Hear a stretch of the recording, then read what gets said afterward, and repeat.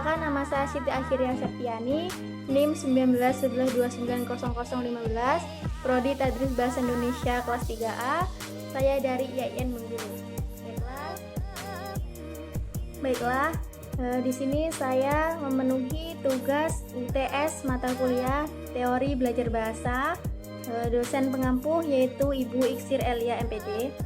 Baiklah, langsung saja saya akan menjawab pertanyaan berikut. Berikan pendapat Anda tentang kondisi pembelajaran bahasa Indonesia terkini beserta masalah yang dihadapi guru maupun siswa serta solusi yang dapat Anda berikan. Baiklah, saya akan menjawab pertanyaan tersebut. Kondisi pembelajaran bahasa Indonesia selama pandemi ini dinilai berjalan tidak berjalan secara efektif dan belum optimal. Demi mengurangi persebaran COVID-19, baik pembelajaran bahasa Indonesia atau pembelajaran yang lainnya itu dilakukan secara daring atau jarak jauh.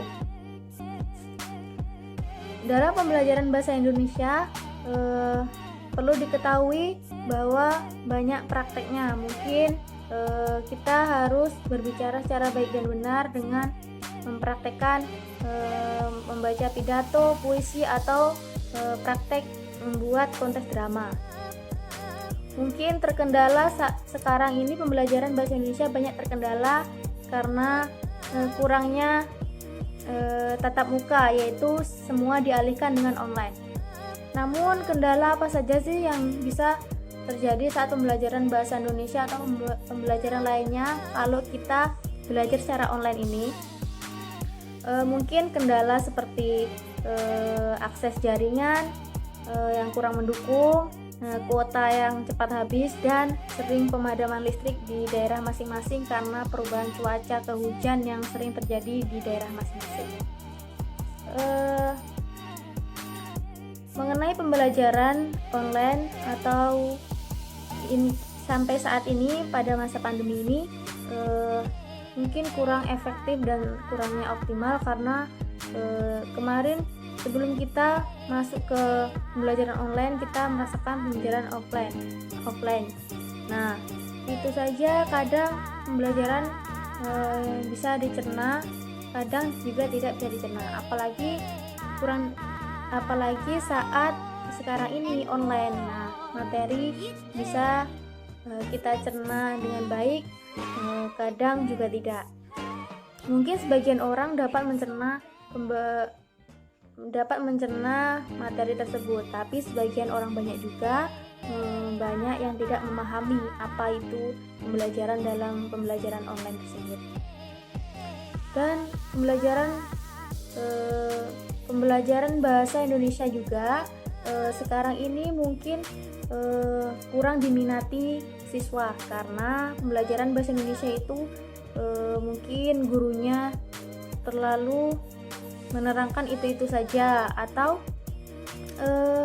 guru ataupun siswa juga kurang minat membaca atau kurang menyukai berbagai banyak tulisan pada pembelajaran bahasa Indonesia, atau sama sekali tidak suka dengan pembelajaran bahasa Indonesia.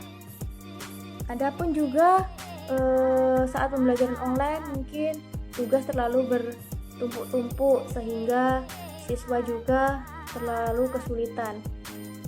Dan tidak dapat dipungkiri juga, siswa kadang juga bisa jatuh sakit, atau ada berita viral juga saat pembelajaran online juga seperti saat ini banyak di media sosial siswa meninggal karena bunuh diri karena tidak sanggup melakukan pembelajaran online. Lalu apa saja sih masalah yang dihadapi guru maupun siswa dalam pembelajaran bahasa Indonesia? Permasalahan muncul selama tidak hanya dilakukan secara online. Permasalahan bisa muncul dilaksanakan pada offline juga. Mungkin pada pembelajaran bahasa Indonesia juga masalah pun terjadi karena misal guru menemui siswa yang kurang minat membaca atau kurang aktif atau kurang bertanya mungkin. Nah, dan siswa pun juga kurang tertarik karena penjelasan guru misal cuma monoton itu saja dan tidak ada daya tariknya kepada siswa, sehingga siswa merasa bosan dan tidak menyenangi pembelajaran bahasa Indonesia. Dan juga mungkin kurang terampil untuk berbicara bahasa Indonesia. Untuk itu, apa sih solusi untuk masalah tersebut? Sebaiknya guru perlu merancang pembelajaran yang lebih menarik, yang bisa diminati, yang bisa membuat siswa merasa tidak membosankan lagi untuk belajar bahasa Indonesia. Nah, yang kedua yaitu mungkin membiasakan untuk berbicara atau untuk bertanya atau ditunjuk untuk bertanya tentang berbahasa Indonesia itu bagaimana, atau agar siswa itu terbiasa oleh pembelajaran bahasa Indonesia yang baik dengan benar. Mungkin pembelajaran sekarang dilaksanakan secara online, mungkin kita harus ada tatap muka entah seminggu sekali atau 2 kali, tapi tergantung dengan kondisi masing-masing daerah kalian terkena wabah virus coronanya bagaimana.